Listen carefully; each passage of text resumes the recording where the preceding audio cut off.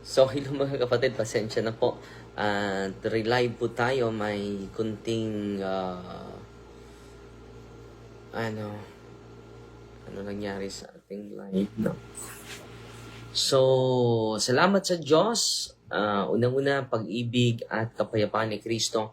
Maghari nawa sa puso at damdamin natin. Pasalamat tayo, nakauwi na tayo sa Diocese of Tagbilaran at ating parokya is Our Lady of the Holy Rosary Parish, Lila, Bohol. Kasama ko po si Father Gamaliel Gamas at special ministry natin sa St. Michael Exorcism Center. At sa mga gustong bibisita sa ating office, Thursday to Sunday po, nandun po open yung office natin. At dapat po sa mga first time na bumibisita sa atin, dapat nandun na kayo alas 8 ng umaga po para meron pong catechism po from 8 to 10:30 may catechism, and then 11 may misa tayo, and then break tayo for lunch, and then 12:45 mag-blessing ako sa mga religious items ninyo, and after blessing tatawagin yung mga pangalan ninyo for deliverance, and then meron tayong mga pari for confession po. At kinakailangan po na yun lang may bigay namin sa inyo. Ang presensya, mismo si Kristo, maibigay ng mga kasama nating parin. Patching community, tumutulong sa atin. At yung mga diocesanong pari dito sa Diocese of Tagbilaran. So kayon mga kapatid, pag-usapan natin itong, maganda po ito, pag-usapan natin ang kaibahan sa rally sa INC at sa rally sa simbahan. Ano ba yung kaibahan? Ibibigay ko sa inyo yung kayo na mag-reflect dahil ang paraan ng simbahan ay wide hindi narrow. Hindi po siya nag-promote ng isang partido. Yan po yung misteryo ng simbahan natin, mga kapatid. So, ito po, pag-usapan natin ito. At yung sabi ni Harry Roque, nasaan ang iyong simbahan? Ikaw yung nasaan, kapatid. Ang simbahan nandito lang sa Pilipinas naman.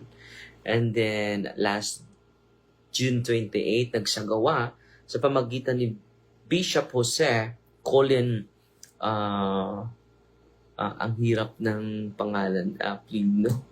Ni Bishop Colin. Tingnan ko muna, ha? Si Bishop Colin. Bishop Colin, wait muna. Bishop of Kidapawan siya. Nakita ko na po si Bishop Baga Foro. Baga Foro. Baga is fire. Ang tapang ng obispong ito. At hinihikayat niya last June 28 yung maraming iba't ibang sektor, mga leader sa iba't ibang sektor. At iniimbitahan din niya yung mga iglesia ni Cristo pero hindi dumalo. Hindi po dumalo. Ngayon lang sila dumalo. Nag-iisa lang sila, no? So, wala pong kasaling iba't ibang pananampalataya doon. So, dito mga kapatid, ito yung kaibahan natin. Sa rally, sa kapatid natin ng mga iglesia ni Cristo, hahakbutin nila yan. Yung mga membro nila ay hahakbutin nila. So, walang freedom. No? At isa sa mga rason ng mga kapatid natin na iglesia, ang dami pang na hindi nakapagtrabaho dahil sa kanila, dahil naging grabe yung traffic, mga kapatid. So bakit ba ang simbahang Katoliko? Ito po the Catholic Church public witness and political neutrality. Bakit neutral ang simbahan patungkol sa politics? Para walang mag-ano sa kanya, magdikta. When the Catholic Church organizes public events such as White Ribbon March, Peace Rally, walang gulo Makita ninyo, walang gulo, peaceful po yung rally sa simbahang Katoliko. Walang gulo po, walang element of force. Through Life March examples, similar public witness.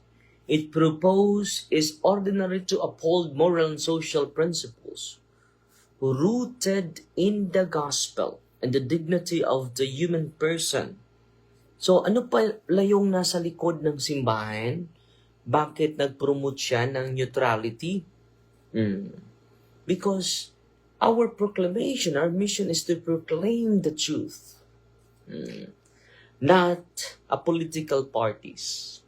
And to uphold the dignity of each human person.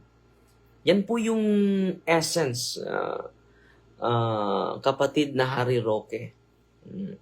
Ang primary na misyon ng simbahan is to propagate the gospel, not to propagate your political parties or the opposite party, political parties. These events are typically open to people from different sectors of society. So, kita ninyo, yung ginagawa ni Bishop Jose Colin Bagaforo, ito yung talaga yung prinsipyo ng simbahan. Hindi po ito personal opinion ng isang leader sa simbahan, kundi it is a collective stand of the Catholic Church. At welcome po at iba't ibang sektor, leader ng iba't ibang sektor na nakikiisa. Ito po yung tunay na pagkikiisa, hindi yung pagkikiisa sa politiko at pag-protect ng isang, hindi pwede yun. No. Wala po, walang Marcos doon, walang pinopromote na pro-Marcos, pro-Duterte, wala po. White nga yung kulay.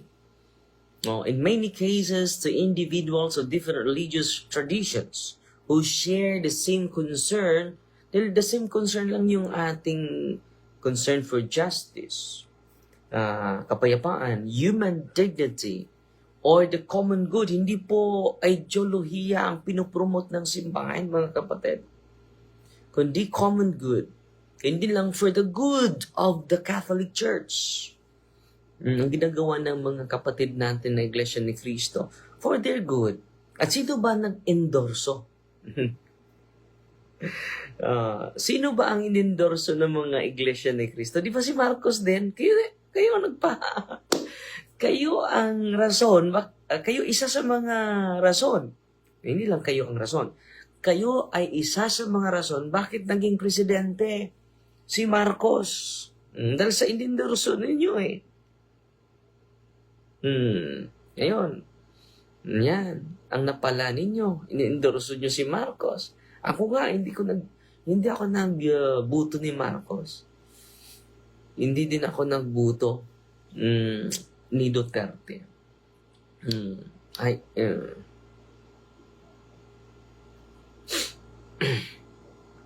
So, sinong iniendorso ninyo? Yung subject sa rally ninyo. Dahil may black booting kayo walang freedom yung mga nandun, hinahakot yun Hindi yun kusa, hindi katulad sa atin. Ang simbahan mag-invite lang because you have conscience, you have freedom to choose. Pa rin ako i-ask, ikaw, kumusta po? Hindi pa ako nakatawag sa iyo, pasensya na. So ngayon, ano pa yung dahilan ng simbahan? Ito yung pag-usapan natin, mga kapatid. At itakol natin yung disadvantages kung mag-endorse tayo ng kandidato. Ito yung sabi ng simbahan. Okay? Babasahin ko lang and then magsagawa tayo ng komentaryo.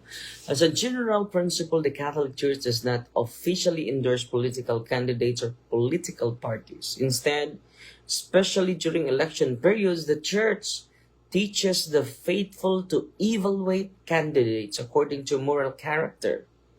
So ito lang, magbibigay lang sila ng moral guidance.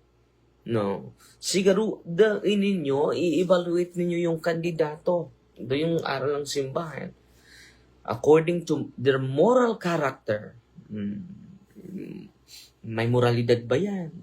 Pangalawa, their competence, their integrity, and their respect on human life.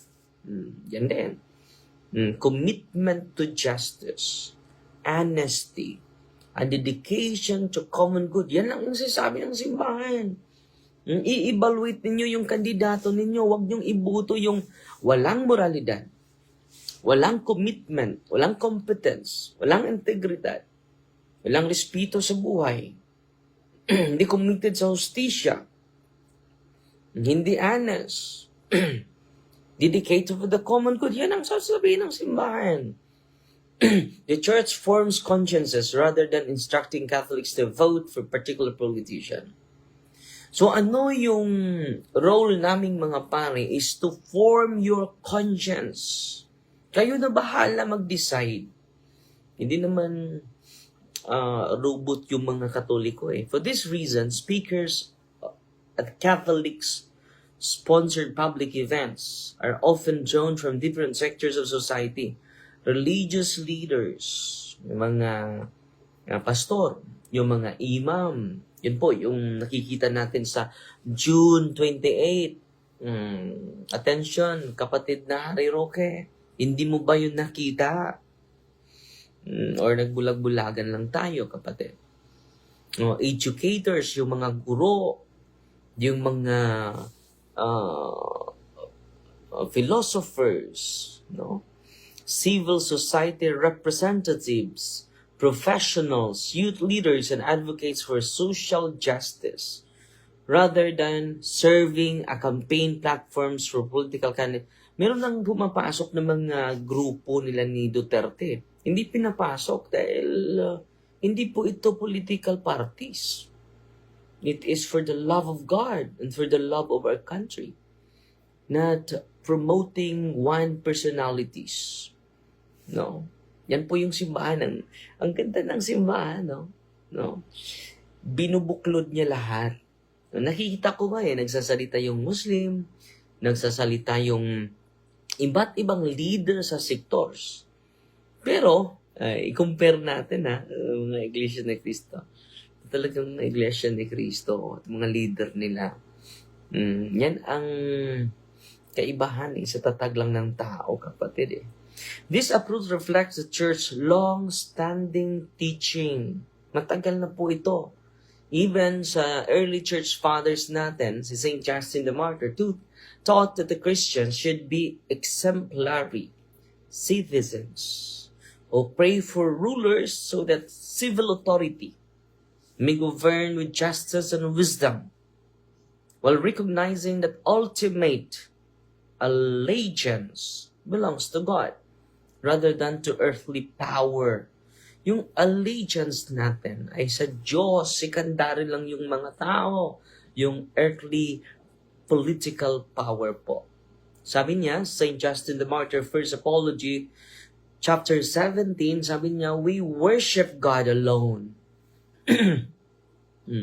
We worship God alone, but in other matters, we gladly serve you, acknowledging you as kings and rulers of men. So, pangalawa lang yung mga leader ng gobyerno, mga kapatid. Nangunguna talaga yung paraan ng Diyos. At si St. Augustine din, reminding Christians that political authority has an important but limited role and must always be judged according to justice and God's law. So, paano natin i-evaluate yung mga politiko, mga kapatid? Sa pamagitan ng hustisya at batas ng Diyos. Hindi batas ng kahit sino man. So, ang laking kaibahan, sa simbahan natin at sa kanila. According sa ating mga church fathers, St. Augustine, The City of God, book number 4, chapter 4. Justice being taken away, then what are kingdoms but great robbers? Mga magnanakaw sila. mga tulisan sila.